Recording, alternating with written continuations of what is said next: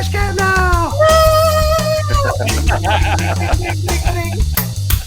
Yes! And this is the best because I adore you. I love all things cash cab, and I love this new virtual version. And Devo and I mean, we're going to try our best. Let's hope we can get one right. That's the goal, D. Yeah, we're going to try. Right. We're going to try. Well, I'm counting on you to start it off really well. This is the online edition of the Adam Growe Quiz Show, Canada Day edition. It's a marathon of trivia, and I'm going to have a total by the end of it of 53 questions because tomorrow, or if you're watching today, it is Canada's 153rd birthday. Woo!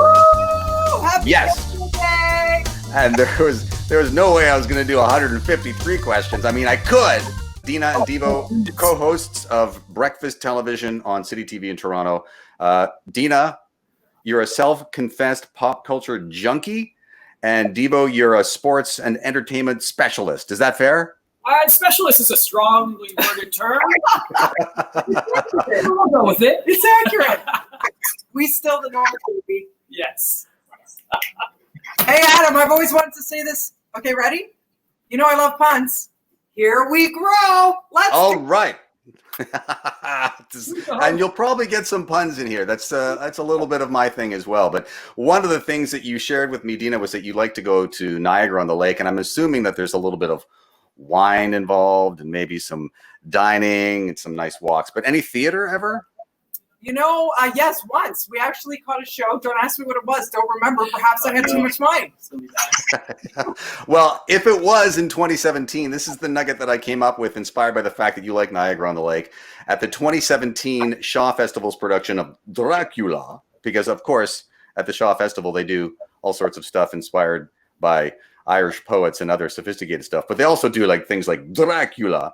At this production in 2017, an infrasound technology discovered by an engineer experimenting with fear in humans was used in the audience to cause cutis and serena in the audience members, which is an eerie feeling of what?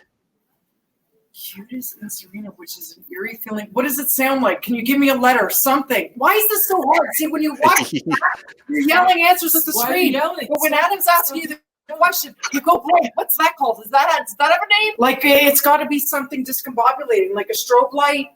You know what I mean? Like an uneasiness. Red technology. I'll give you the multiple choice. So it's an infrasound technology. And they used it in the audience so that when Dracula was about to appear, it would cause an eerie feeling. And would it be that the feeling is someone is watching you? The feeling is someone is kicking the back of your seat? The fear is sweaty palms reaction? Or the eerie feeling is the hair on the back of your neck would stand up? Hair on the back of your neck. Hair on the back of your neck. Gotta be. I'm going with hair on the back. Are you okay? Yeah, there you go. You got it. Nice. Yes! Social distance high fives. Okay, you're on a roll. Here we go. Devo, you grew up in Nova Scotia, and this probably happened before you were born. I'm making a giant leap here, but financial troubles did prevent it from actually occurring. But back in 1984, a CFL franchise was granted to Halifax, Nova Scotia, and was set to compete as the Halifax what type of vessel? Ship? The Halifax. A ship. The Blue Nose. It has to be the Blue Nose. Yeah, it would be a ship. Okay. For sure. Okay, let's do this. Like the Blue Nose or like a submarine or something. Yeah. It would be a ship. We're going with a ship. A ship. Can you be more specific? Oh. Is there another multiple choice, Adam? Sure. Is it the Halifax Schooners? Schooners. Is the it? Halifax Destroyers? Yeah. The Halifax Booze Cruisers? Ooh, I would like or that. the Halifax Capillaries, which is a different type of vessel, of course. Yes, that's very well done. I like that. You should have liked that. I didn't get that one. Schooners. Is it Schooners? Yeah. Yes. Yeah. Woo! Yeah. Multiple choice, definitely helping you two. The Blue Nose, but I didn't know what kind of ship it was. Yeah. Schooner or later, we'll get it right. Hey! Hey! Oh, you, Hey, you don't have to laugh at her jokes. They don't have to pay me enough to laugh. Another reason. it's right up my alley, and she's going to outpun me for this entire quiz show. I'm pretty positive. Don't let her do it, Adam. And listen, I should mention for people who are watching at the premiere broadcast of this on June 30th at 9 p.m., you can play along interactively on a second screen, like another browser window. If you're on your laptop or your desktop, you can play on your phone at crowd.live/ENDEY. I'll be rebroadcasting this on Canada Day as well for the actual watch parties. You can play interactively and see if you score better than Dina and Devo from Breakfast Television in Toronto. They're on a roll, though. I don't know, but you should get more points if you can get them before the multiple choice. Am I right? I mean, that's only fair. I was going to say, can I participate simultaneously on my phone now? No, doesn't work. Not right yet. But you're doing it live. This is the virtual cash cab. This is as close as you're going to get, right? And so this question also inspired by the story you told about you seem to be an adventure seeker in addition to a pun seeker. You are an adventure seeker. You like things like Ripley's Believe It or Not, and you've done the CN Tower edge walk not once, but twice. Wow. What was the draw for you, Dina? Okay, so the first time I was forced to do it for Canada's Got Talent intro theme.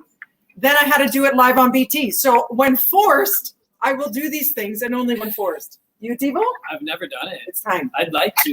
The world's highest full circle, hands-free walk is on the main pod at 356 meters on the CN Tower, which apparently approximately 75 times a year is struck by what? Oh, ding, ding, ding. I got this. Lightning. No, but it's more than that. Oh? Yeah. What else could it be? Birds? Oh, you think this is really? I think it's more. Lightning hits it more than 75 times. Really, D? It's got to be bird. So. You think birds are hitting at 75? What bird is flying that high, D? That's the thing. That's why it's only 75. Think about. Oh man, I don't know Adam's now. laughing at us. I know because. Okay, when we watch these storms, right? How many times people are posting videos of the lightning hitting the tower? A lot. D, are you going to go on your own on this and cost us a point? Because I'm pretty convinced it's lightning.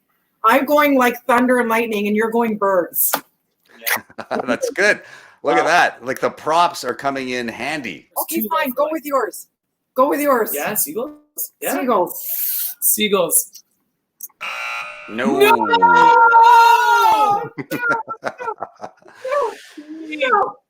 Definitely the lightning of the thunder and lightning.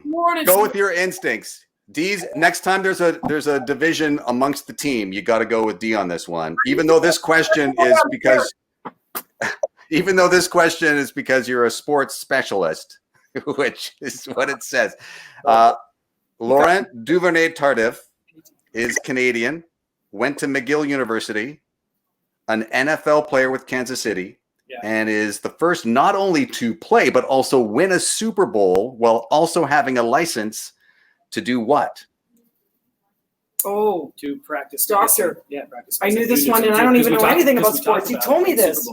To lock it in. Practice medicine. I guess that would be the right term. Yeah, nailed that one very quickly. Redemption, D. Got it, D. Still on sports, the first Canadian tennis player to win a Grand Slam singles title, 2019 U.S. Open, Bianca, of course. Oh. Yes. That wasn't the question. Bianca Andreescu. She got permission for her poodle to attend the tournament. The dog shares its name with what French fashion designer? Coco. Coco Chanel. Yeah, Coco Chanel. Coco Chanel, lock it in. We love Bianca. You sure it's not Jean-Paul Gaultier? Oh, no. Or Pierre Cardin? No. Or Pepe Le Pew? No, because we've had that dog in studio, and that dog is so Coco Chanel. Oh, yeah. Likes me for a second and then snobby snobs. Definitely Coco, yes. Yes. Adam, you just wanted to say Pepe Le Pew because it's fun. I did. I put a lot of writing into these multiple choice options, so sometimes I give them to you anyway. But you get the bonus points. They're enjoyable. Yeah, they are fun. And we love Bianca, by the way. Hi, Bianca. What's up, B? She's amazing. Happy belated birthday. This is back to the arena of pop culture.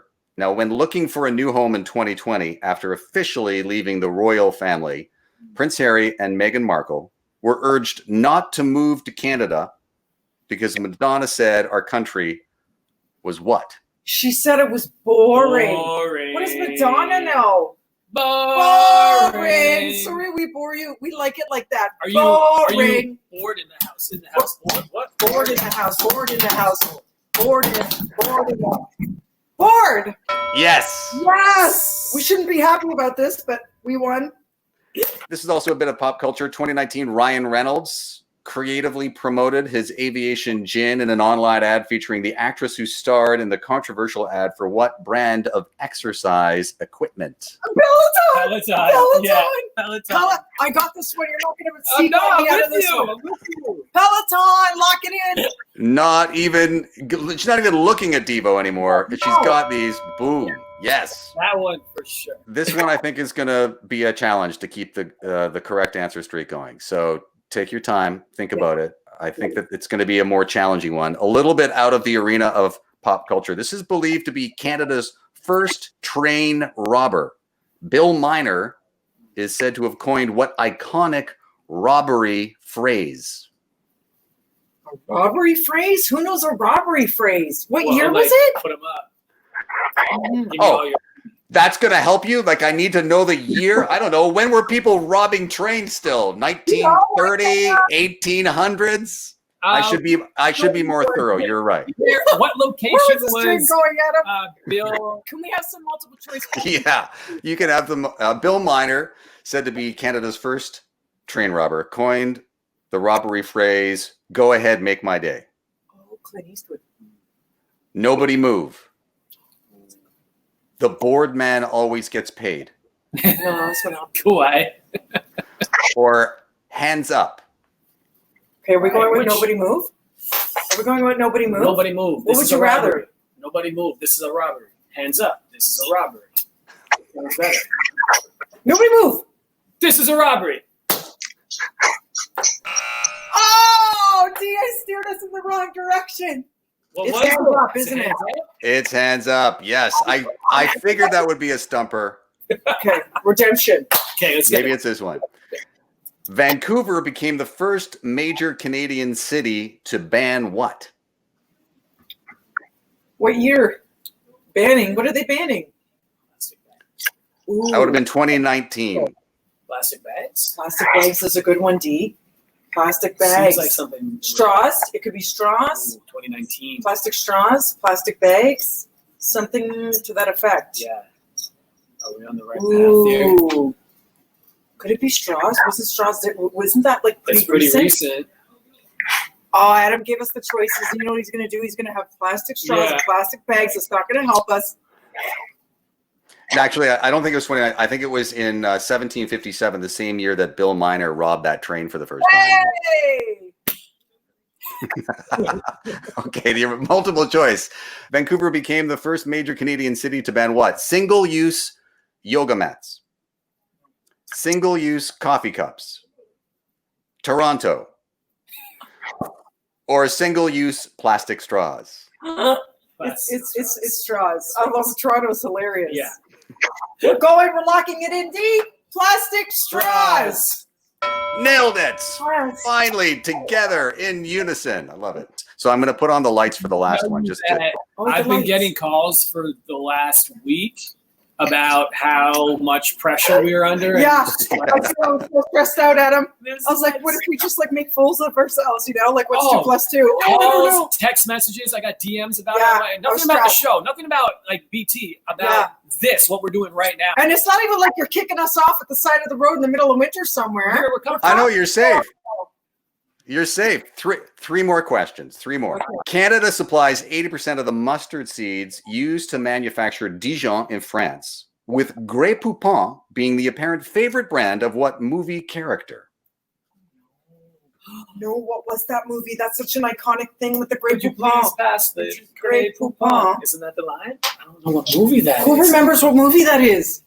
Can we please? I'm yelling at the screen. Everybody at home, yell it out. Yeah. Oh, by the way, I love mustard. I love a good Dijon. I love a regular mustard. It cuts the mustard. Catch up with you later. Let's relish this win. May you please answer the question? I'm just kidding. Multiple choice. I was. Multiple choice, please.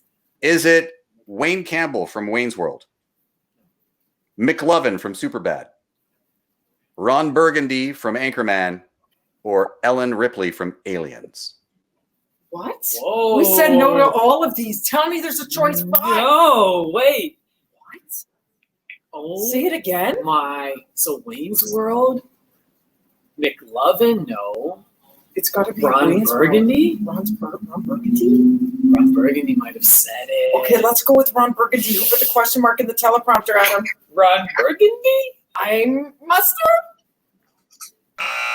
No. Oh, It's not what aliens. was It can't be it? aliens. Wayne Campbell, Wayne's World. Wayne's World? That was my other thought, but Oh, Wayne's some World. great Excellent. poop. Okay, you've got 2 more to recover from that one because that was what I figured was a gimme. But okay, whatever, it's fine. Back even further, but this should have nothing to do with aging you out of this one. Even though it was in 1967, the town of St. Paul, Alberta, spent $11,000 to construct the world's first landing pad for what type of vehicle? A landing pad for a helicopter? Helicopter for $11,000. Feels right. What do you need? Not much. Okay, can we have? Do you want to multiple choice it? Let's not try and be heroes at this stage of the game. Yeah. Okay, Shit. Adam, hit us with some multiple choice. Let's hear what you got. Okay, St. Paul, Alberta, 1967, spending $11,000 to construct the world's first landing pad for helicopters, space shuttle, hippo bus, or UFO. Here, UFOs, if you could just land right But- here.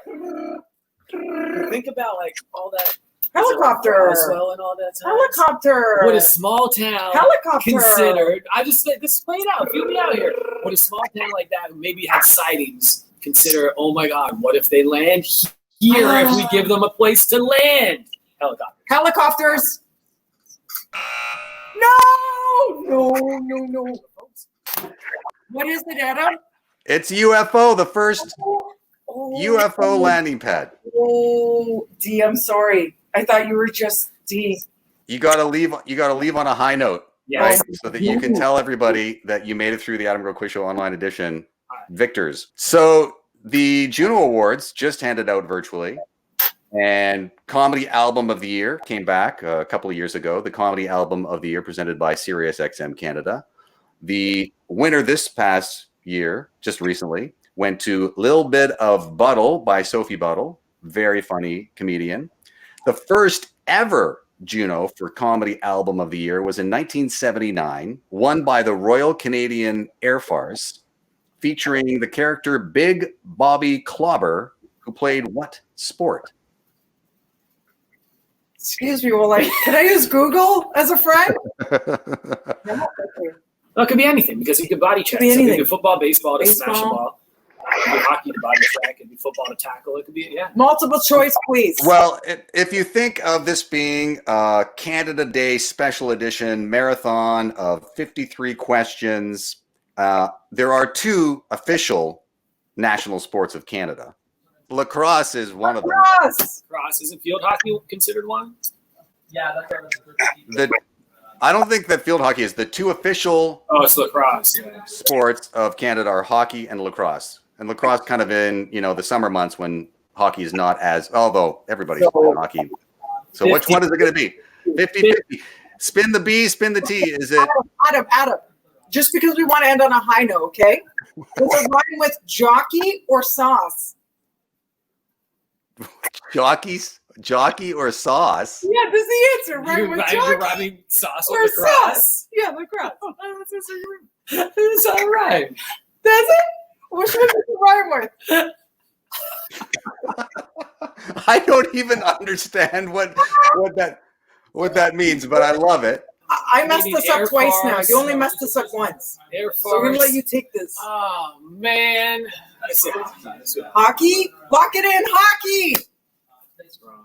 On the winning side of the quiz show, amazing. He scores the last answer. Woo! Well, the 2 of you together were a delight.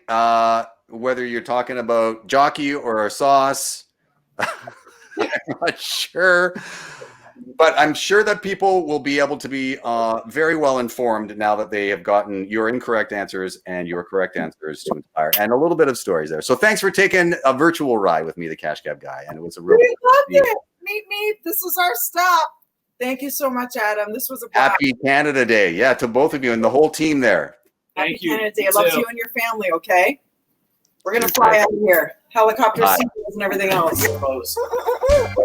Anybody who's watching this, if you're watching the premiere broadcast, not only do you get to play along with the guests as you watch, but if you want, on a second screen, you can go to what you can see on your screen, which is crowd.live/ENDEY, and play on, for instance, your mobile phone.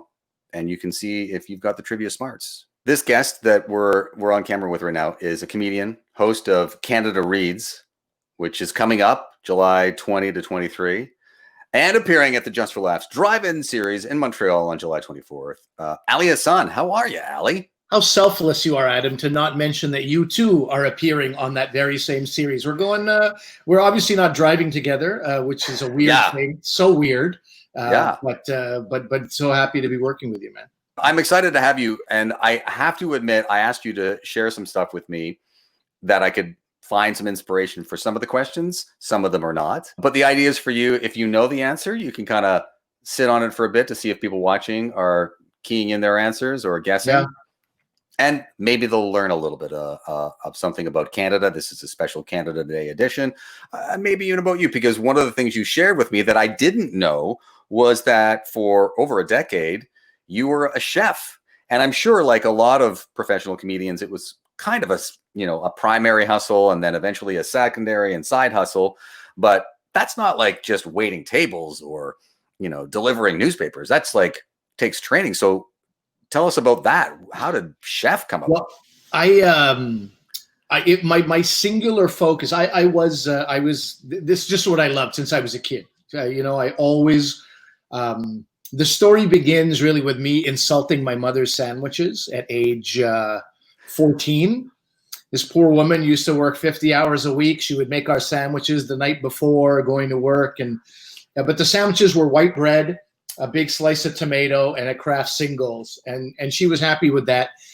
But I have friends whose parents were homemakers, so they have like pickles and chips. And then my friend Zach would have a corned beef sandwich. I was like, I didn't even know what corned beef was. What is this exotic meat that he brings? And then I would open up in foil this soggy sandwich because the tomato had soaked through every single day.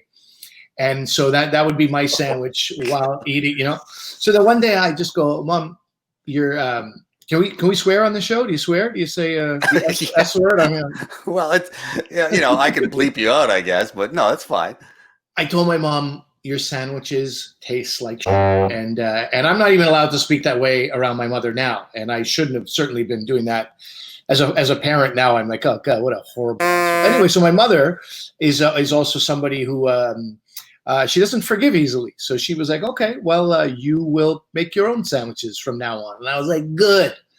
And then I was like, oh man, what have I done? Now I have to make my own sandwiches every day. So it started out like a little bit, a frightening, and then became a challenge, and then became like, I'm 16 years old and I have my own, black olive omelet sandwiches, and I'm using my dad's Boursin cheese on the bread. And so it started in sandwiches, and then eventually it was a lot of, probably the same beginnings that so many kids had with making chili and making. But to be fair, that's a somewhat similar story to many Canadians who don't go on to become chefs. I mean, they might become competent in the kitchen, but you definitely made a commitment. So, maybe it wasn't about, some other environmental or pop culture related lesson, but maybe you did watch some cooking shows when you were a kid that added a layer on. So for instance, Beachcombers legend Bruno Gerussi was also the host of a Canadian TV cooking show called Celebrity Cooks.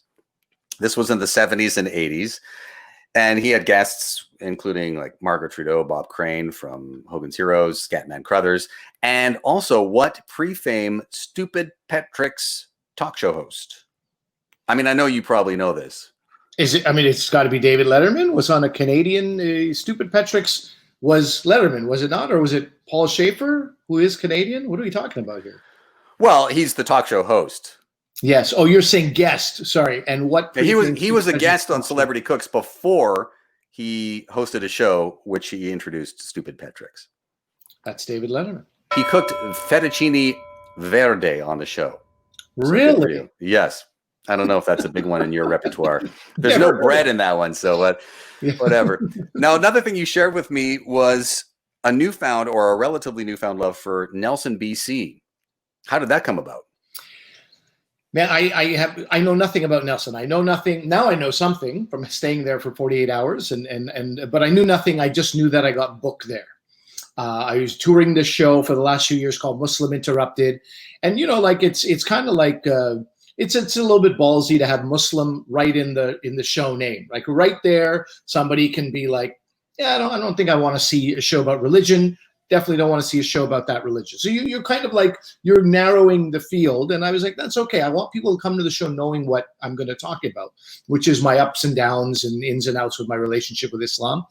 Nelson, BC, on Victoria Day weekend last year, we had about 380 people in a 450-seat venue. And we had such a great time.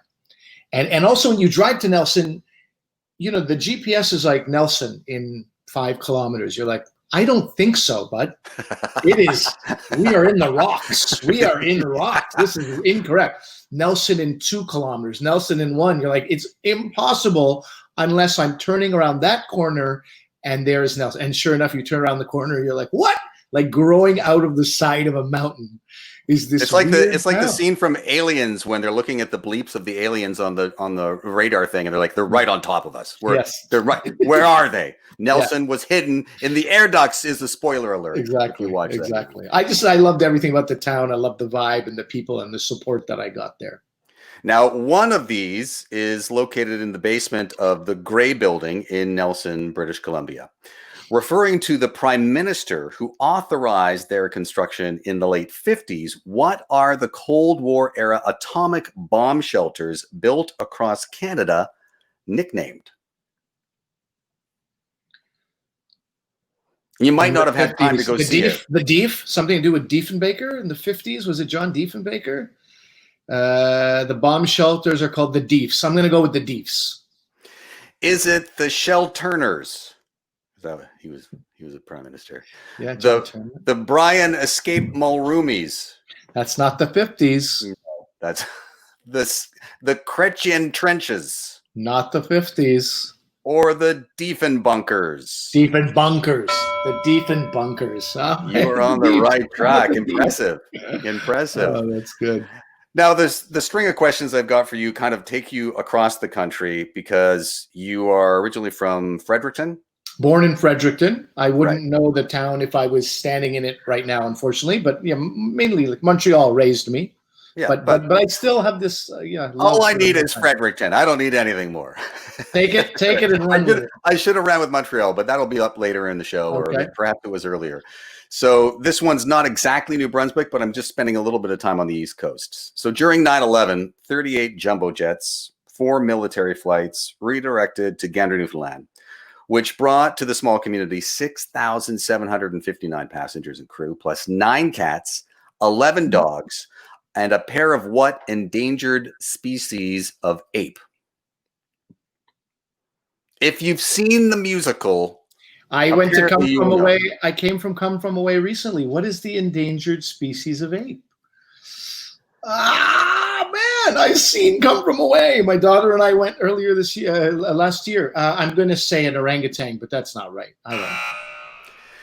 From people who have seen it, they've said, "Oh, well, I don't have to know anything aside from it was the bonobos who were the apes." Does that ring a bell now? It does ring a bell because this woman was feeding the bonobos. She was so attached to them, and she was so. And I think she worked at the airport. The bonobos didn't belong to anybody who came on the flights. It was some airport worker who just developed this connection with them. I think so. But it's a lovely part of the. Yeah, terrible. Well, who wouldn't want to develop a connection to bonobos if they were randomly in your small community? Yeah. A little bit closer to where you were born and have no reference points to, the optical illusion that has been baffling people in Moncton, New Brunswick for decades is the impression that what happens on Magnetic Hill. God, been to Moncton 3 times. The impression. Optical illusion. Famous Canadian kind of tourist attraction in Moncton, New Brunswick on Magnetic Hill. Okay, so the magnets of Magnetic Hill mess with your eyes by, it looks like there is a magnetic field there. Does it look like some magnetic field or magnetic? Man, I don't know.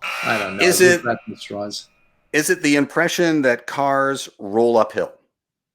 Or is it the impression that French and English live together harmoniously? Is it the impression that even though he went to high school in Moncton, Sidney Crosby is from Cole Harbour, Nova Scotia? Or is it the impression that everyone in Atlantic Canada calls Moncton the hub, but they don't actually want to live there? Which one? It's the cars look like they're rolling in the opposite direction. Yeah, it's a good call. Good call on that one. I appreciate that. Okay. Still in New Brunswick, Dinosaur, E.T., and Mother-in-Law are all nicknames given to some of what? Dinosaur, E.T., Mother-in-Law are nicknames given to a natural tourist attraction, not an optical illusion. Okay. Geez, closer to Fredericton? Man, I don't know. No, I don't think it's closer to Fredericton. It's on the coast.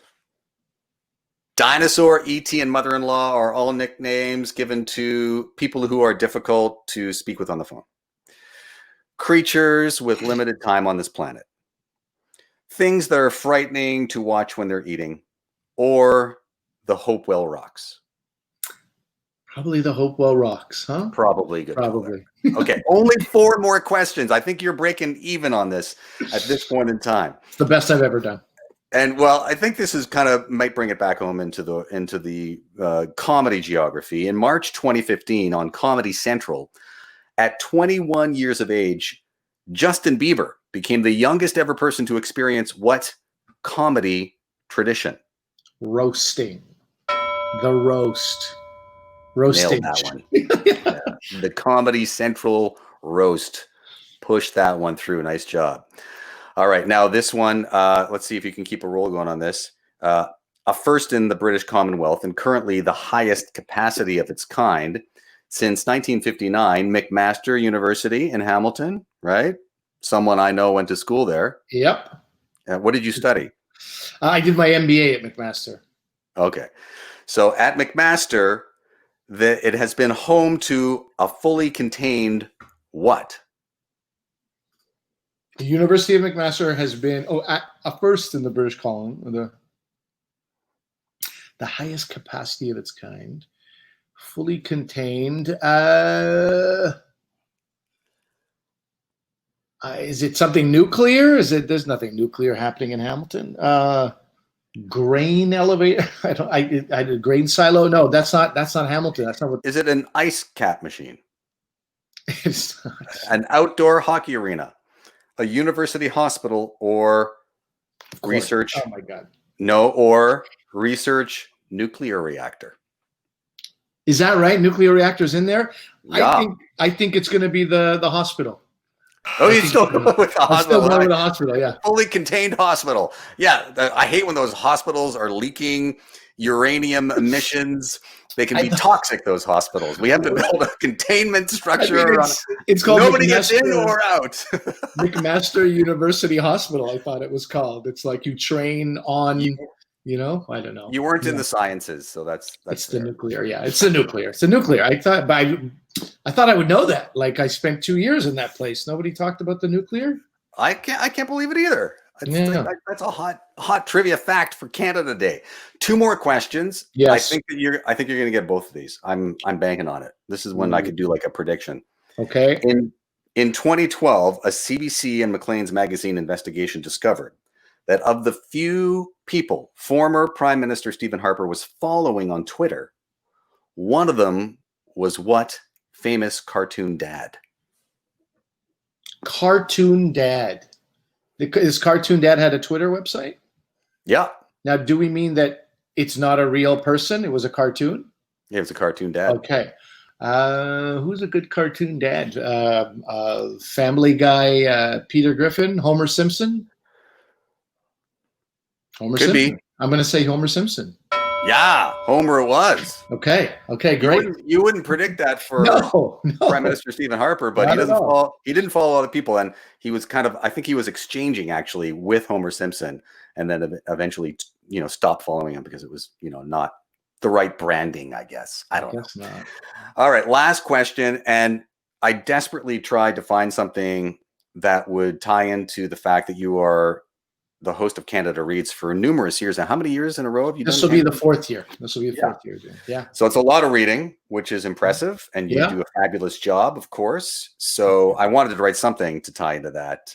So here it is. In 2017, the first show produced by a streaming site, Hulu, to take home the Best Drama Emmy was an adaptation of what Margaret Atwood dystopian novel? Yeah, Margaret Atwood's. I'm blanking on it, and Amanda, who is in that show, and she's on Canada Reads this year, and I'm blanking on the name. It's they all wear the red. They all the women are meant just for breeding.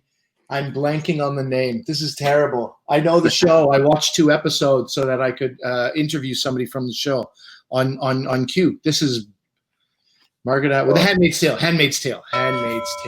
Is it The English Patient? Should not Alias be. Grace. Should not be. Rock'em Sock'em Hockey 29. Should not be. Which was 2017. Okay. Or The Handmaid's Tale. Yeah. There we go. I like it when there's something on the tip of your tongue. I mean, it's because you do so much of that reading, right? That's what it is. Yeah. Or my brain's turned to mush in the pandemic. Can you share anything about this year's Canada Reads? Like, you can tip us off a little bit? We have to see in the next week or so how it's going to go. Like, either I will be the only guy in studio and it'll be sort of like the Zoom, Google Hangout format, or a few people will be in studio, or not everybody will be. So it remains to be seen. It's going to be different than anything any Canada Reads fan has ever seen. Yeah. Although you got to wonder, you got to secretly wonder, and I should keep my mouth shut about this, but you got to secretly wonder if in the time of the pandemic, somebody's connection to a certain book waned or wavered, and the issues that were so important pre-COVID that were highlighted in some novel may not be as important as you get this completely new perspective, Makes sense. Interesting. Yeah. Well, I look forward to seeing how it unrolls, and I look forward to seeing you just after that in Montreal at the AFL Drive-In Series. Exactly. The very next night. Thank you very much, brother. Thank you, good sir. Okay. Cheers, man. Take care, Adam. This is amazing. It's such a pleasure to meet you. It's wonderful to meet you as well. Yeah, and things are relatively calm and lovely in terms of temperature and the weather, at least in Yukon. Yeah. I think these days we have pretty good weather. I think like June, July, and August, these are the golden months in the Yukon. So otherwise we are in cold all that time. But you don't leave on those other months. You stay there, right? Oh yeah. I just figured out, which keeps me warm. I guess. Now I have an introduction for you, and before I do, I want to let people know who are watching this that you can not only watch and listen to Gurdeep and myself, you can play along interactively on a second screen. So if you're watching this on your laptop or your computer, you can use your mobile device and go to crowd.live/ENDEY,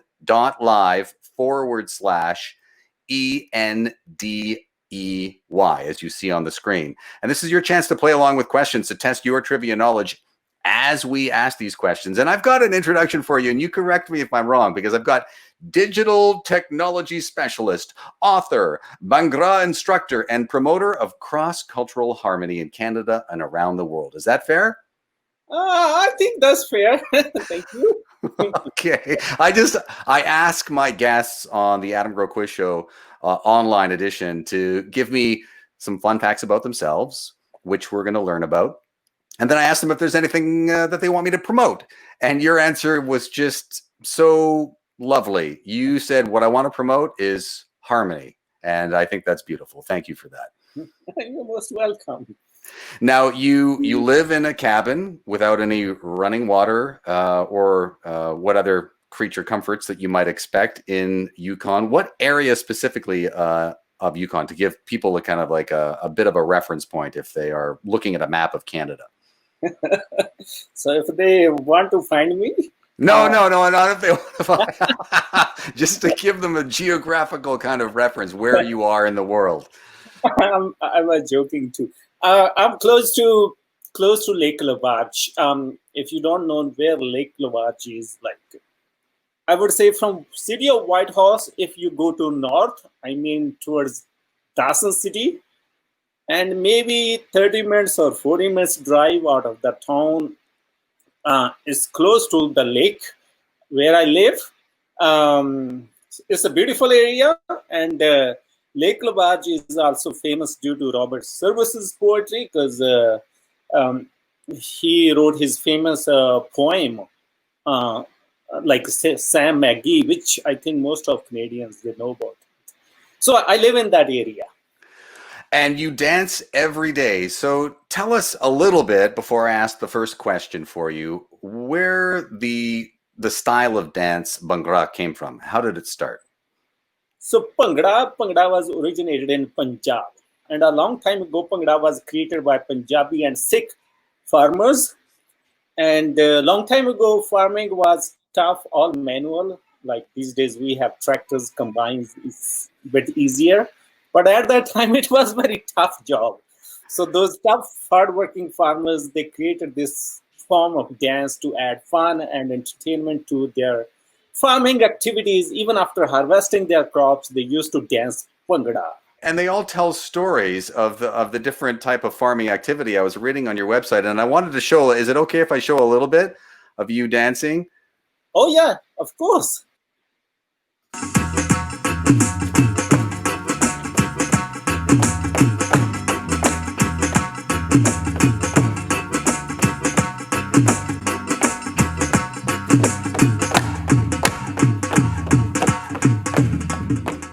It's inspiring, and you post all of these videos on Twitter and other social media platforms, I'm sure, and I find it amazing. So I wanted to ask some questions. Some of it starts with that. The word Bhangra originates from the name of a mixture made by drying, grinding, and soaking the buds and the leaves of what kind of plant? In Canada, this kind of plant has been called a miracle crop. So you can kind of just play around a little bit as I show the question again, as people are trying to answer this question.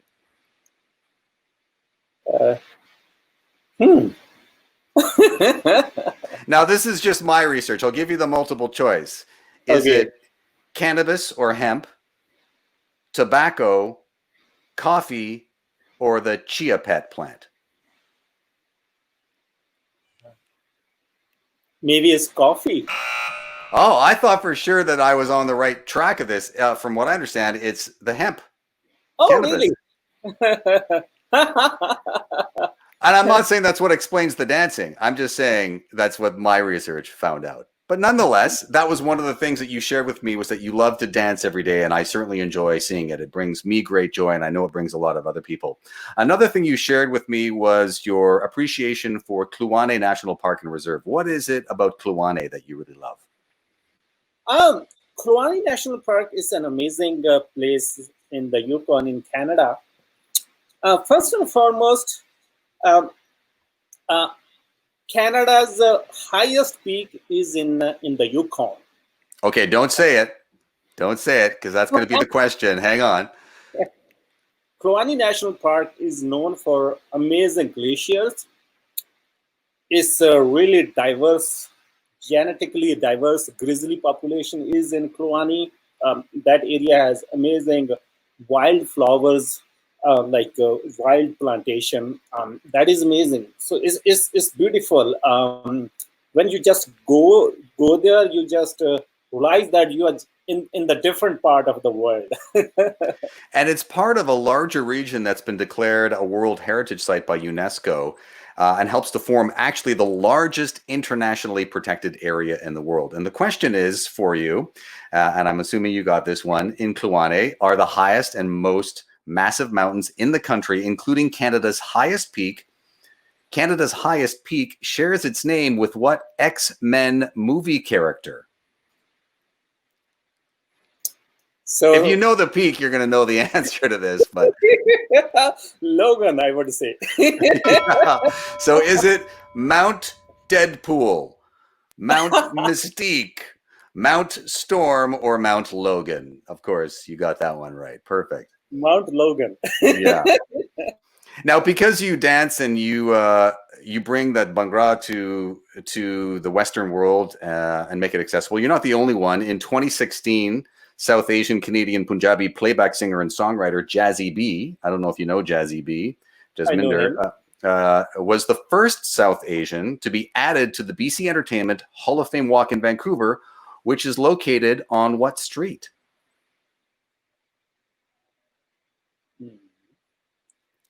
Just pick a street in Vancouver.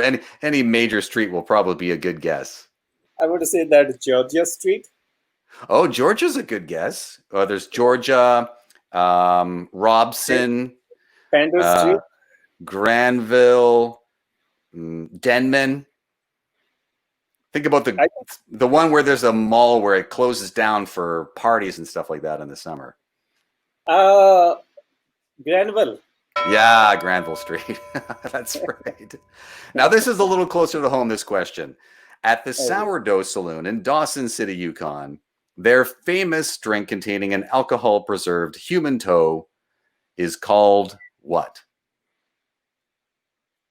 It's called sourdough. It's one of those ones where you either know this because you've tasted it. Have you? I wish if I would. I'm a vegetarian. Yeah. So that's why I do it. But so you wouldn't even drink that. That's hilarious. That's okay. That makes sense. So vegetarians are not going to have one of these drinks at the Sourdough Saloon in Dawson City. Is it the Sour Toe Cocktail, the Tequila Sunrise, the Margarito, or the Little Picatini? You got it, of course. Yeah, sourdough cocktail. Sour Toe Cocktail is correct. Yeah. Another one. Now, this one is a national park a little bit further east from you, but because you named a few national parks, including Kluane, because they were able to see it from outer space in an Alberta section of Wood Buffalo National Park using Google Earth back in 2010 when Google Earth was a big thing, ecologists found the world's largest what built by beavers? Damn. Did you know that, or are you just making a guess? I would say that I made a guess. The world's largest beaver dam, the world's largest beaver lodge, the world's largest beaver tail franchise. Those are delicious. Have you had a beaver tail before? The donut? Those are yummy. They could have seen that from outer space. Or the world's largest bitumen extraction operation. That's not the one. It is, of course, the largest beaver dam. You're on a roll with this one. I'm amazed that the one I threw you off was with regards to Bhangra music. Sure. Everything else you're on board with. Okay, just 3 more questions for you. All right. Definitely. Now, this is over 2 centuries old. It's Canada's oldest corporation that still offers what iconic comforting product?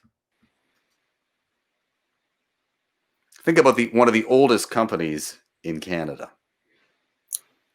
Do you have multiple choice? I will. I'll give you multiple choice. Is it the Hudson's Bay Company Multi-Stripe Point Blanket, the Canadian Tire Canoe Seat Warmer, the Bombardier Snowmobile Bluetooth Speaker, or the McCain Super Fries? I would say it's the Hudson Bay blanket. The HPC blanket, yes. Whew. I'm glad you got that one. But you never know. I mean, a snowmobile Bluetooth speaker might be handy in those off months in Yukon, right? Yeah. All right. This one, no multiple choice. I'm trusting you on this one. Okay. Annually, Canada's rivers discharge 7% of the world's renewable water supply, with the largest river in Canada at 4,241 kilometers being what river? Longest river in Canada. It's not too far away from you. It's not quite in Yukon. It's not in the Yukon. It's not far away from me. Okay. So I can't say that this is the Yukon River. Well, I mean, I don't think. I mean, when I haven't studied Canadian geography since high school, but I don't know that it encroaches a portion of the Yukon. But it's a large river. It could. It's the largest in Canada. I would say that. Sorry, I don't know this answer. Oh, okay. I'll give you multiple choice. Is it the Don River, the Fraser River, the Crimea River, or the Mackenzie River? Fraser River. No, it's Mackenzie. Oh, really? Yeah, that's not too far from you. I mean, I'm not saying you could dance there. I mean, you'd have to kind of take a trip, but okay, fair enough. This one you might have. This one is to save the game. I mean, you've got the majority of the questions right. You're doing really well. You're awesome. This is your last question. What nickname is widely used to refer to the goal scored by Sidney Crosby for Canada to beat the USA at the Vancouver Winter Olympics? What nickname is widely used to refer to the goal scored by Sidney Crosby for Canada to beat the US at the Vancouver Winter Olympics? Okay. Were you in Canada at that time? You've been in Canada for a long time, right? You've traveled across the country, right? You've been in so many different provinces. Yeah, I was in Canada, and in fact, I was at Squamish Whistler area during that time. What other provinces have you lived in Canada? I've been traveled to almost everywhere, but I lived in BC, Alberta, Saskatchewan, and Yukon, where I would say that I lived. But I've been temporarily to everywhere. Amazing. Okay, so this one's a little harder, but I'll give you a multiple choice on it. Sure. Was it the goal scored by Sidney Crosby for Canada to beat the USA called the Score of 1812? Yankee Doodle Crosby, the Great One, or the Golden Goal?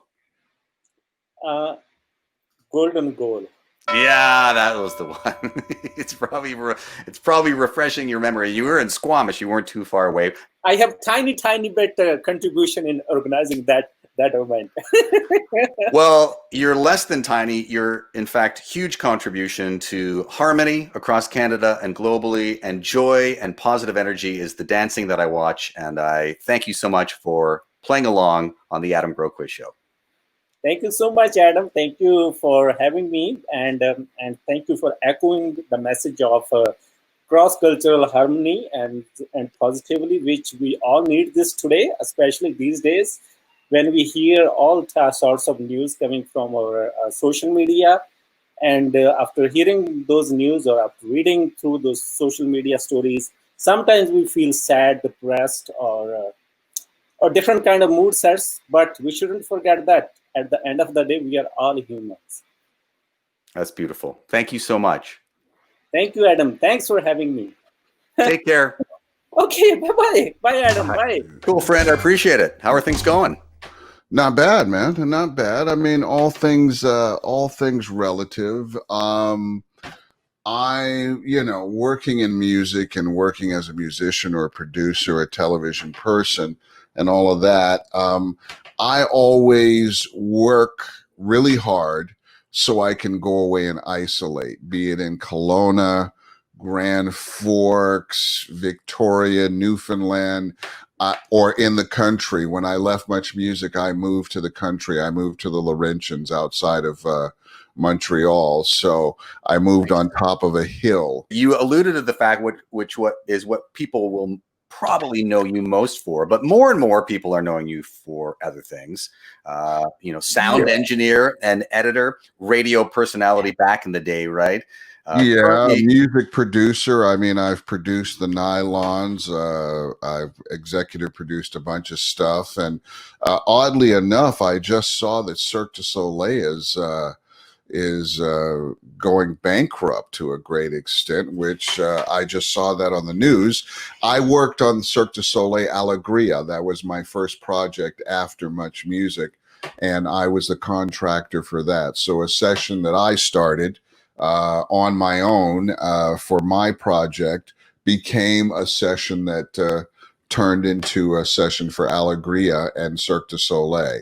now, alegria, let's start with that. Mhm. Comes from the Spanish word for joy. And what Okay. they describe the show as is an operatic introspection of the struggle for power and the invigorating energy of youth. And originally, the show, Cirque du Soleil Alegria, was created in 1994 and revamped and launched in Montreal in 2019.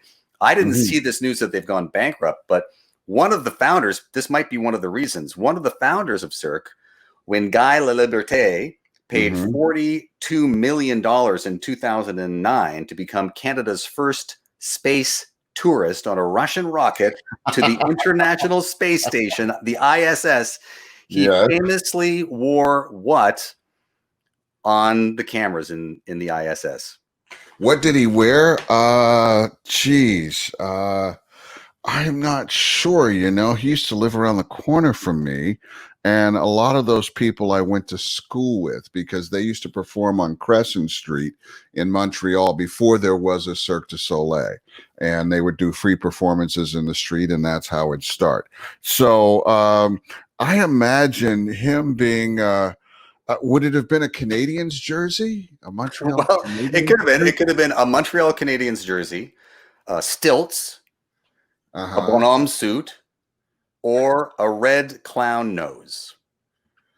Jeez. I would hope, being a Montrealer, I would hope it was a Canadiens jersey, but thinking that he was on a spaceship and he couldn't really take much stuff with him, I imagine it would have been a clown nose. Yeah, you are right. It was the clown nose.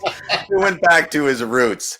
Now, from what I understand, that trip became somewhat of a tax controversy, so maybe that's related to the business. Well, problem. and No. I think he sold it to Disney, didn't he? He sold Cirque du Soleil, a good part of it, to Disney. So I thought it was safe and great, and that everybody in Montreal still had jobs. I'm not really sure. I was just really surprised at that, but I was really happy working on the record because all of my guys did perfectly on the record. And You've worked with a lot of different artists. You've got these 80s music dance parties going on, but you also play regularly. What's the name of the band that you play with regularly? well, there's a gypsy band that I work with. Yeah. I've joined every band, even before COVID. I've joined every band that I possibly could.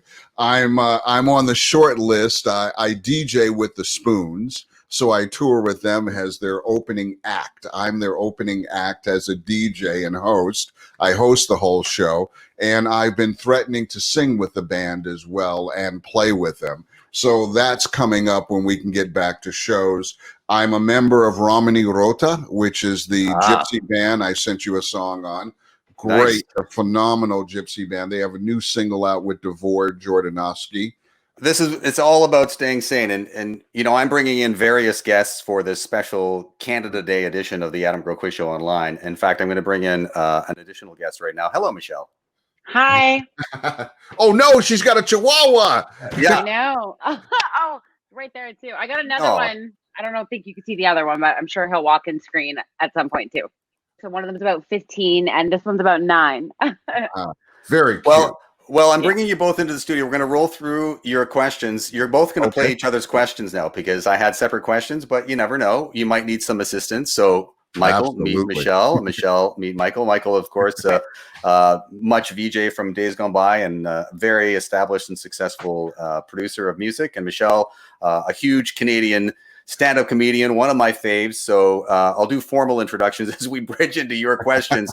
And I will remind you, just so that everybody knows online, if you want to, you can, in addition to answering the questions with Michael and Michelle right now, you can play on another device. You might be watching on your laptop or on your desktop. And if you go to crowd.live/ENDEY, you can play along with these questions on your mobile phone. Just saying that's an option. Yeah, it's very cool. Now, one of the things, Michelle, and you can help out, you can pipe in, but this is a little bit of information that Michael shared about himself. You're an archer and a knife thrower. So I wrote this question based on the fact that you're an archer and a knife thrower. I don't know how that actually happens. And I'm not talking about just somebody going into their backyard, but the Canadian National Knife and Tomahawk Throwing Competition and the World Axe Throwing League Outdoor Championships took place at a knife and axe throwing event in Sarnia, Ontario in 2019. I don't know if you were there. Were you there for it? No. Okay. I don't compete. I just do it. Okay, so this was a competition, and the knife and axe throwing event in Sarnia in 2019 had a name, which is a spin on an annual California Music and Arts Festival. What's the name of that? Are you asking for the the spin, the name, or the like? Yeah, the name of the actor event. name? Yeah. Is this for him? Or can I answer this? You can answer too. Go ahead. Okay, I'm really into puns, so this is what I would call it. Was it Throwchella? Throwchella. Was it Throw-a-Palooza? I was going to go with, I was thinking of like Knife-a-Palooza, Axe-a-Palooza. Okay. Throw stock. Throw stock. Throwshiega. Throwshiega. Or Throwchella. I think it would be Throwchella because that's in California. It's got to be Throwchella. Nailed it. Nice. Got it. Throwchella it is. Now, a little bit of music video stuff for you because it's who you are. You can't escape it. Appearing in the music video for the Tragically Hip's 2002 song, The Darkest One, were characters from what Canadian TV show? Oh my, the darkest one. Trailer Park Boys. No? I mean, I'd put the Trailer Park Boys in my video. So that would be Bubbles and oh God, what's the other? Come on, you must know the other guy's name. It was the Trailer Park Boys. That's good. Oh, it was the Trailer. Yeah, okay, good.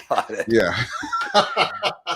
That's an obscure music video question. So, like pretty cool. Obviously, you're still digging the music vids, even though it was 2002, not an 80s music video. Not that you only watch music videos from that era. No, but I'm in a couple of them. I think I'm in one from Idle Eyes and I'm in one from World Party, Making It All Come True this time. I made at least 2 video appearances, I think. Yeah. Well, this is another music-related question tying into movies. This is about an Indigenous leader and humanitarian activist, singer-songwriter. In 1981, Buffy Sainte-Marie won the Academy Award for Best Song for co-writing what song from the movie An Officer and a Gentleman? Oh, Up From Where We Belong, with that was performed by her and Joe Cocker, I think. But Up From Where We Belong, yes, I think that was it. Were you even born, Michelle? No, I wasn't. But have you seen the movie? This is why some of these questions are I haven't seen the movie yet. Oh, well, I mean, you're the only girl I know that hasn't seen the movie. Everybody else has seen the movie. I haven't seen most movies that most people have seen. Oh, I see. Okay. But yeah, I've seen every ridiculous television show ever made, but movies, I'm a little behind. Okay. Okay, well then you can maybe help with this question. This is a decade or so later. In 1994, Alanis Morissette was the first Canadian woman to reach #1 on the U.S. charts with the song You Ought to Know, which is believed to have been inspired by her short-lived relationship with Dave Coulier, star of what TV show? Full House. And Michael, you probably wouldn't have known that one. Well, I didn't know who it was, but I definitely knew that she was talking about someone that she had a relationship with that went sideways. Yes. Okay. There you go. Yes. I just felt guilty as a man in general. All right. Now, between the two of you, you're getting it. Now, if you know the answer, give the people watching a little bit of a second. Like we're leaping ahead in the years. And again, these are still questions that I had intended for Michael. And Michelle's just kind of joining, and you'll stay for a few of hers. That's just the way it's going to work. No problem. During the 2014 playoff season of the Toronto Raptors, rapper Drake was spotted famously using what on his pants courtside? Using what on his pants courtside? Michelle, are you sort of... Well, I don't know the answer, but I know what I would use on my pants. So what would you use? I don't know, like a Tide to Go stick. Did he spill some nachos on them or something? No. Was it a Tide to Go pen, a bedazzler, a fabric shaver, or a lint roller? I'm going with the lint roller. I'm going with the lint roller. I'm saying that, he wanted to pop his collar and he couldn't do so if he had lint on his pants. So I'm going to change my answer to that too. Totally the lint roller. I mean, no identifiable male would ever be caught using a bedazzler in public. But a Tide to Go pen, no problem. Well, I don't know about that either, but I'm going with the lint brush. The lint roller. He might have had the Tide to Go pen in his fanny pack. You never know.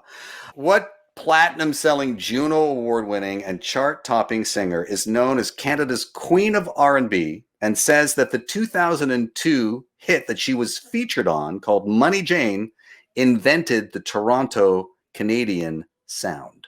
Now, Michael, I'm guessing you know this. Yeah, that's Julie Black.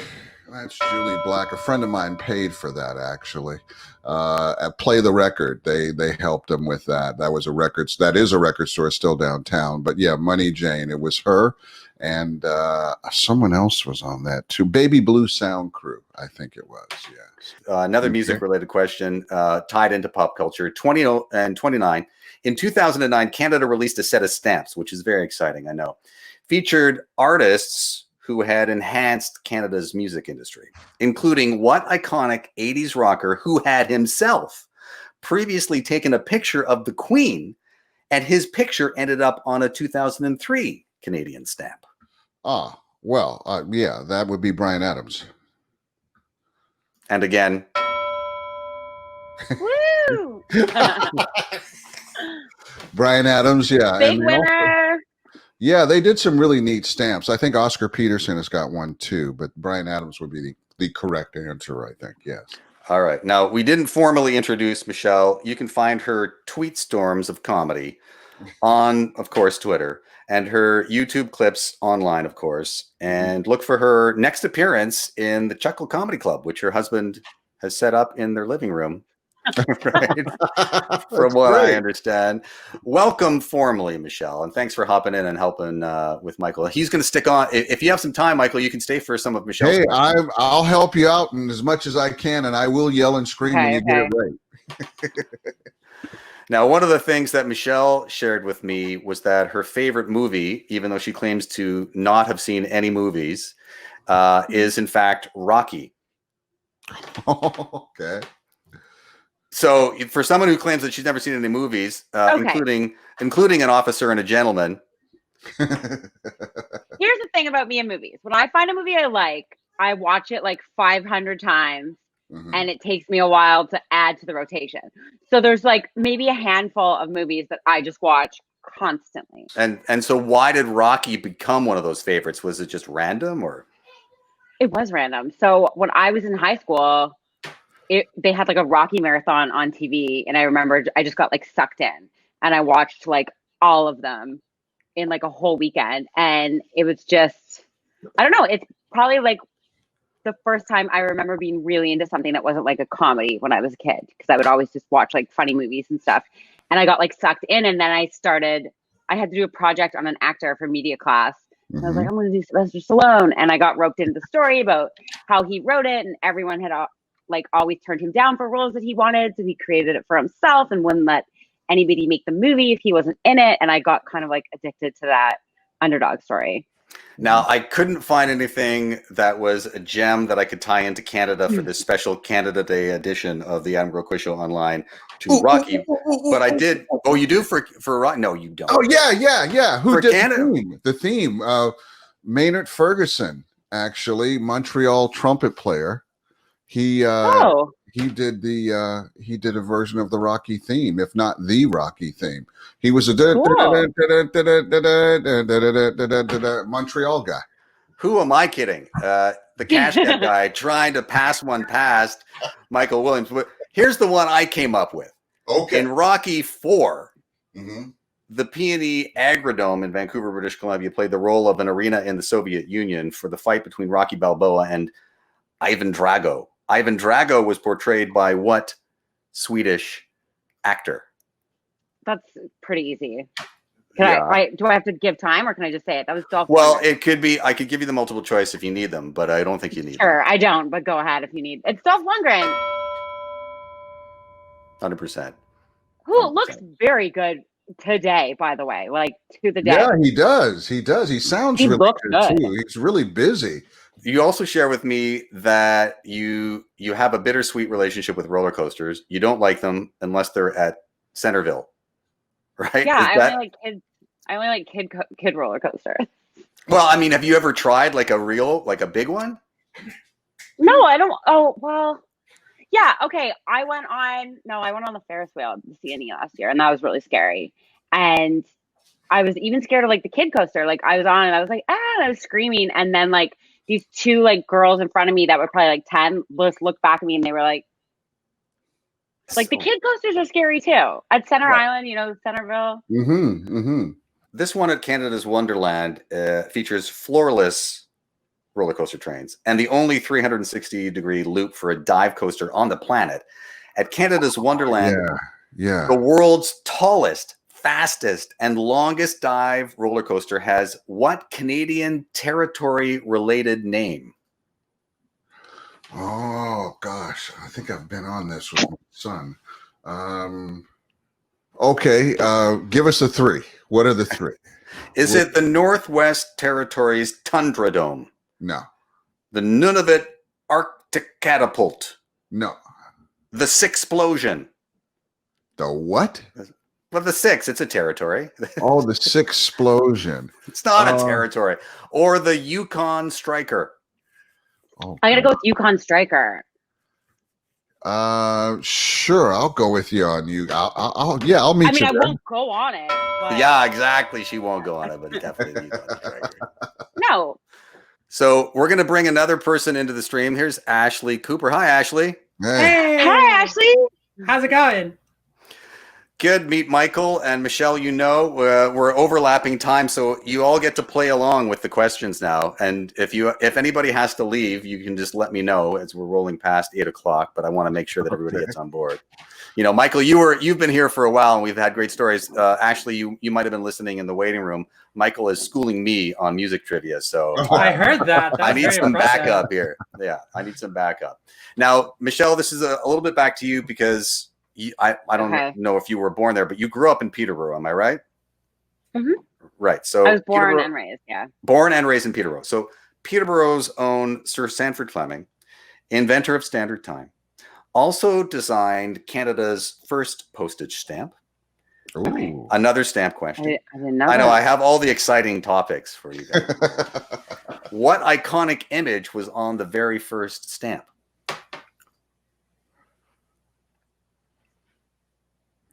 The Rocky Mountains? I don't know. A beaver? Oh, that's a good one. Maple leaf? And by the way, if you're just tuning in and you want to play along on your mobile device or on a second screen, you can go to crowd.live/ENDEY and play along with these questions to see if you know the answers before Michael, Michelle, and Ashley. The flag? Flag. So a maple leaf. And Is it the 3-penny beaver, the 6-pence zebra mussel, the 93-cent loon, or the 20-cent timbit? the 20-cent what? Timbit. You don't I'm need gonna that. say the multiple- loon. I'm saying the loon Going with a loon. Oh, on a because loon. it seems go- wrong. So maybe it's right. And I I say say beaver. the beaver. I'm going for the beaver. Beaver Yeah. it was, yeah. And because it's Michelle's God, question, Michael. she gets the rule on that one. All right. Okay. I thought the Handful- beaver was too obvious. Yeah. So did I.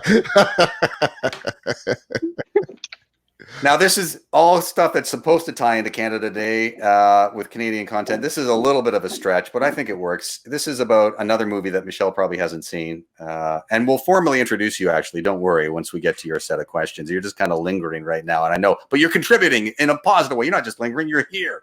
You're part of this. This is about a 2003 movie, Disney animated feature, Brother Bear, which I'm sure you all have seen. The I have voices... seen it. Yeah, okay, there you go. Well, There's one. the voices of the moose were done in the characters of what iconic Canadian siblings? Bob and Doug McKenzie, the Hosers. That's what I was going to go for. Yeah. Yeah. Not even consulting Michelle on her questions. It's just Don't bother. Like, she seems so sure, so I'm just coattailing on to Ashley's answer. It was literally why I watched it. really. Definitely Bob and Doug, the McKenzie brothers, All with right. the actual actors in there. Perfect. All right. Okay. So the all-Canadian brand Pizza is credited with the invention of the heated what? Cardboard. Delivery bag. Delivery bag. I'm going for the delivery bag. Yeah, the heated delivery bag. Delivery bag, of course it was. Yeah. Was an easy one? Was that with like obvious, or did you know that? Well, what else would it be? Like, it's not gonna be like, oh, the hot pizza. Like, it's all hot. Like, it doesn't make sense to be anything else. Okay, 3 more questions that were written for Michelle, and then we'll bridge into gosh. Ashley's questions. Okay. And I'll give you an exit, Michael, because you've been very generous, and you probably have actually family duties to get to. This one is a little bit more central to Canada, because the 7-Eleven stores in this particular city sell more than any other place in the world, about 190,000 per month for over 20 years in a row. Winnipeg has been named the blank capital of the world. Is this a family-friendly show? No, I'm joking. Yeah. I have no idea. No idea. The Winnipeg is the what capital of the world? Beaver tail? I don't know. Related to 7-Eleven. Related to 7-Eleven. Because they sell almost 200,000 of these per month. For 2 decades, they are the blank Churros? capital. Is it a summer thing or a winter thing? Or is it, does it really, they sell it year round? Am I taking that? Taquito? Yeah. Oh, that's what I was thinking of. The taquito capital of the world. Or the SIM card. Could be the SIM card capital of the world. Scratch tickets? Scratch tickets. Brain freeze? It's slushy things? Yeah, those Slurpees? Slurpees? Is that what they Slushy. call them? Slurpees? It's a Slurpee. Slurpee's the It's a 7-Eleven. Slurpee, brand. but it's there we go. We finally got it out of you. My goodness gracious. The Oh, Slurpee. really? See, Yeah. I keep dodging the obvious was ones. it a Slurpee? Did you say Slurpee? Trying to go coffee? for something obscure. The Slurpee capital of the world. They sell more than any other city in the world. I don't understand Interesting. how or why that's a thing. Scratch cards? I don't know. It could be Well, I anything. mean, Come on. it's Winnipeg. It's always so cold, and they're the That's what Slurpee I'm saying. capital of the. I don't get that. Well, but the science is you put something cold in your body, and it kind of there's an equilibrium there. Oh, that's right. Okay, It balances. Is that science? That's science. that is actually science. I don't know. You're asking the wrong guy because I know nothing about music apparently. Because Michael is correcting me about the Rocky Canadian connection. I'm going to have to make a note of that for next Canada Day, and I'm going to stump a lot of people. 2 more questions, Michelle. This is home to Canada's largest percentage of Ukrainian Canadians per capita. What province is believed to have the only pierogi drive-through restaurant in the world?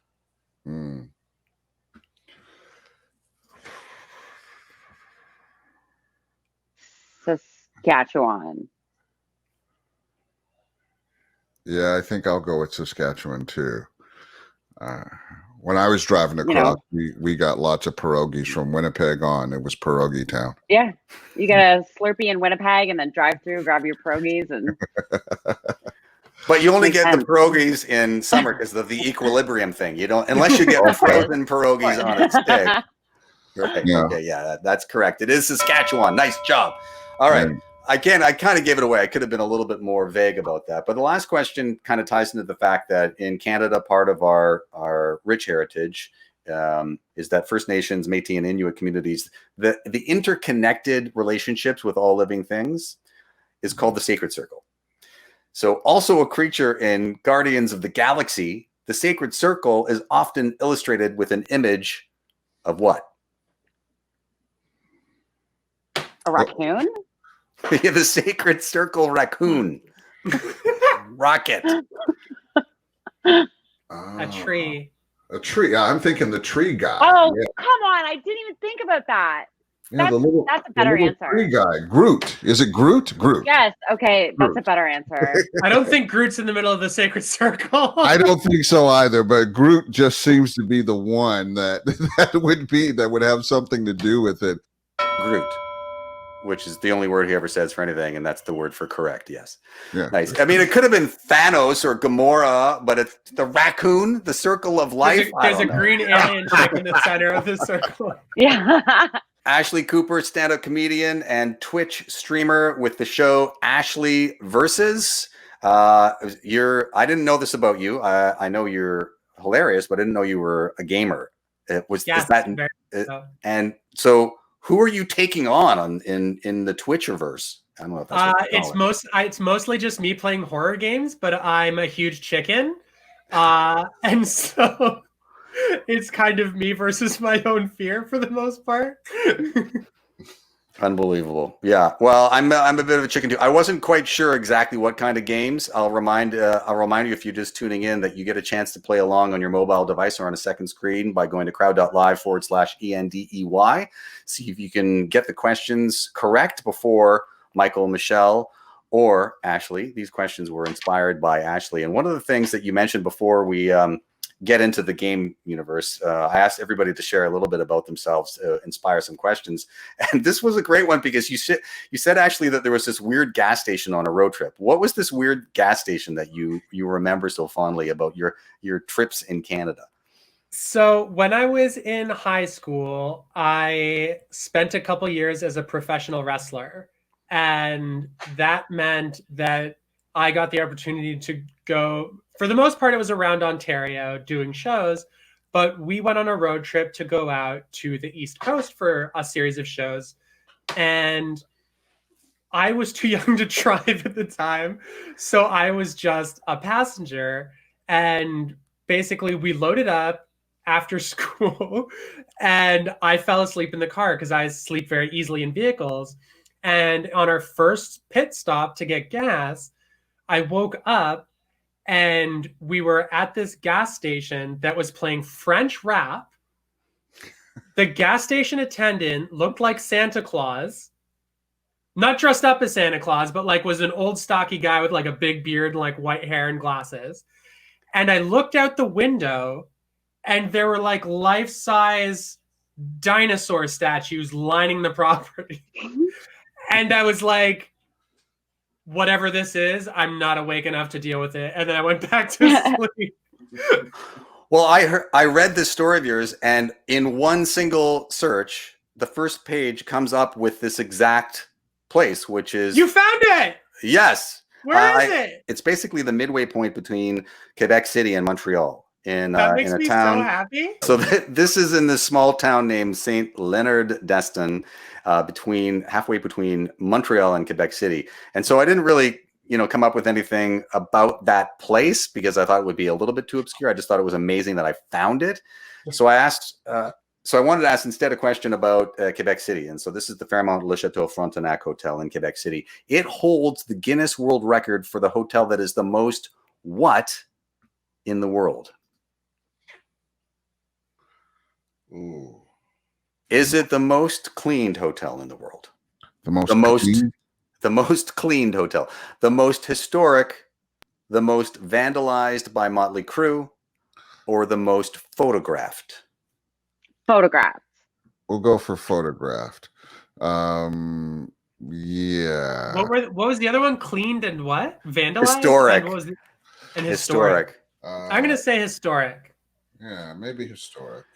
It is Ashley's question. but no, it's the most Ah. photographed. It's the most. It's the most Really? photographed. All right, yeah. Cool.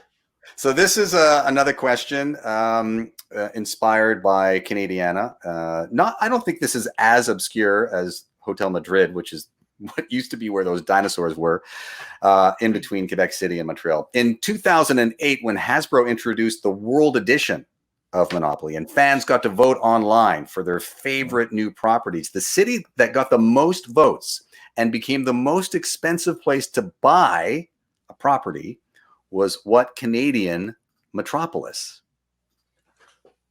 I mean, if it's anything like the real world, Toronto. Yeah. I would say Vancouver. I go with Toronto. I would think Toronto would be the most expensive, but None of those. none of those. Montreal? Yeah, Montreal was the right one. Really? Well, I had you in that area. I just thought maybe I would kind of have, somewhat hinted by the road trip that Ashley described. But nonetheless, we'll just say you're still breaking even on this one. And this question ties into the fact that when you were doing this road trip that you just talked about, you were a professional wrestler. I'm going to give you a chance to tell us what that means, but you were the youngest licensed professional wrestler in Ontario when you were 16 years old. So what does it mean to be a licensed professional wrestler in Ontario? So basically, I used to do professional wrestling, and by that I don't mean like Olympic style wrestling. I mean like WWE hitting people with chairs kind of wrestling. Now, the kind of colloquial wisdom is that wrestling is fake, which is only partially true. Wrestling is choreographed. Okay. That's a bit of a different statement. The matches are predetermined. It's very theatrical, but it is still extremely dangerous if you don't know what you're doing. And so in order to perform at paid shows, you have to have a license. Basically, you have to give up your ability to sue the city and all these other things, and you get a license that just says like you are professionally qualified to do the thing. But because I was under the age of 18, my parents had to sign the document for me as my legal guardians. So my parents basically had to sign a waiver to say that I could go die whenever somebody wanted to pay me to do so. And that's how they became the most notorious Canadian tag team wrestling. They just signed the waiver. I don't know. Wouldn't that be ironic if all of a sudden they were like brought out of, I don't know. They were technically the professional wrestler, not you. But I did want to write a question based on that. With a record 7 titles and the longest reigning championship streak, in 2013, which Canadian became the youngest person to be inducted into the WWE Hall of Fame at the age of 24? Ooh.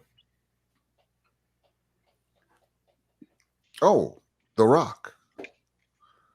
He's not Canadian. He's partly Canadian. That's His actually dad a very good answer. His dad's from Newfoundland. Pardon me? His dad's from Newfoundland, isn't it? I don't So he know would be where his dad's from, but I believe his dad's Canadian. Yeah, his dad's for sure Canadian. Yeah. So that's a really good answer. Yeah. It's not The Oh, Rock. but you know what? The Rock wouldn't I have don't been think The Rock 24 would in have been 24. 2013. No, doesn't. Yeah. Okay.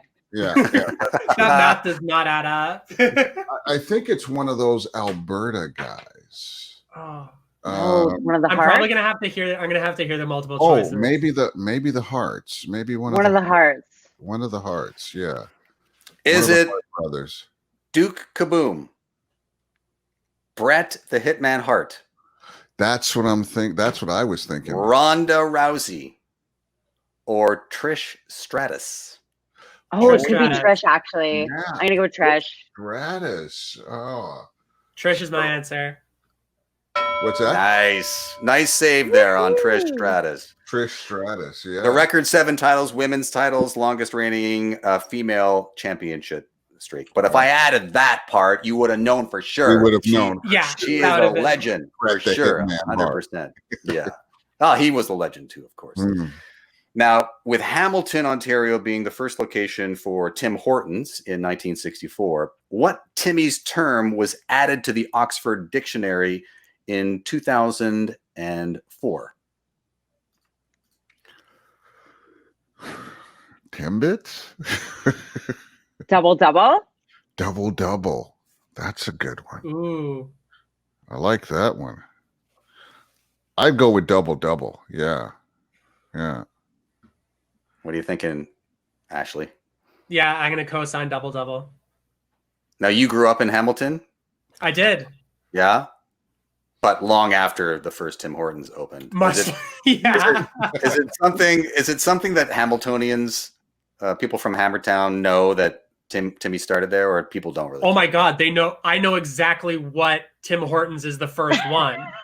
Like on Ottawa Street, like everybody was, the whole city was at a standstill when they found out they were tearing it down to renovate it, and that the first Timmy's ever would no longer bake their own donuts. They would get shipped in. Like everybody lost their minds. It became a scandal. Well, double double was the one. Yes, nice job. This is a true or false question. This is the and Ashley, you got the only true or false question on the entire Canada Day marathon of trivia questions on the Adam Growe Quiz Show online.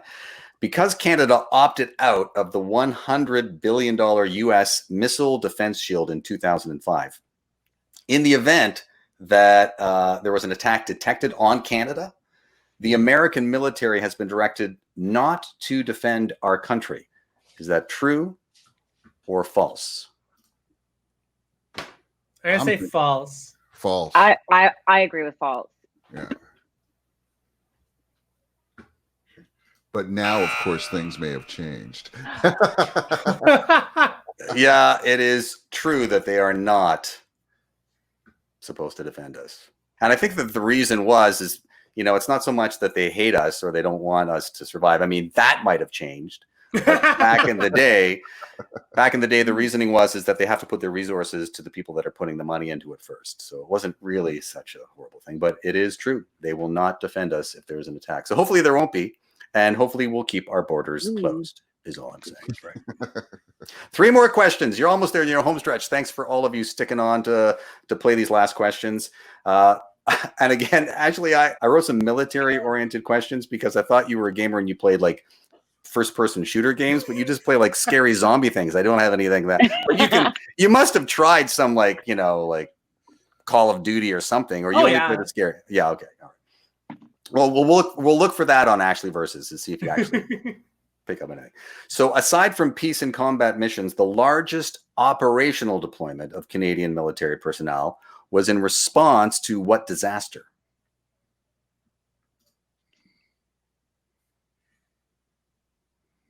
I'll go for the ice storm in Quebec. I'm going to have to hear the option. That's a good guess. Was it the Ontario, Quebec, and New Brunswick ice storm of 1998, when Mel Lastman called them in 1999, or when snow was melting during the Vancouver 2010 Olympics? Ooh. Ooh. I'm going to say the Olympics. I'm sticking with the ice storm. I have no idea. I can't make a decision. It's Ashley's choice. Hey! Ah! No, I didn't say it was right. I said it's your decision. Ashley? And you're going with? I'm going to the Olympics. The Olympics? The snow melt of 2010 is it was the ice storm. Yes. Michael had that right. That's what I was hoping it was. It should be a mini competition. Okay, 2 more questions. Following more than a decade as NASA's head of space medicine, in 1992, which doctor became the first neurologist and first Canadian woman in space? Ooh. Carmen Sandiego? I don't know. Decade is NASA's head of space. Is that Ashley Versus on Carmen Sandiego? Is that like a... Okay, I didn't know this person was a neurologist, but wasn't Roberta Bondar the first Canadian woman in space? Thinking. I'll take that. Yeah, I'll go with that. Phew! Yay! I didn't want to have to give you the options on that one. I was scared of what was going to happen. You picked. I give you the options and you pick them. So it wasn't Dr. Ruth, is all I'm saying. Okay, last question. Still in space, Chris Hadfield, Hattie, Commander Hattie, first Canadian to walk in space and to command the International Space Station. And as commander of NASA's Expedition 35, Commander Chris Hadfield created the first music video recorded from outer space covering what song? Space I know Oddity. Michael knows. He's got to Space be. He's got to. David Bowie with Bare Naked Ladies and everybody else he could get on the phone. Space Oddity, David Bowie. Yeah. No, there was no chance for Ashley to even participate on that one, but you know. Well, I knew it though. She knew it. She knew it. She Because told I watched me. it. I didn't. She told me. I have a lot of nerdy science friends, and they were all losing their mind when that happened. So thank you for participating. I really appreciate it, all of you. It was amazing. Happy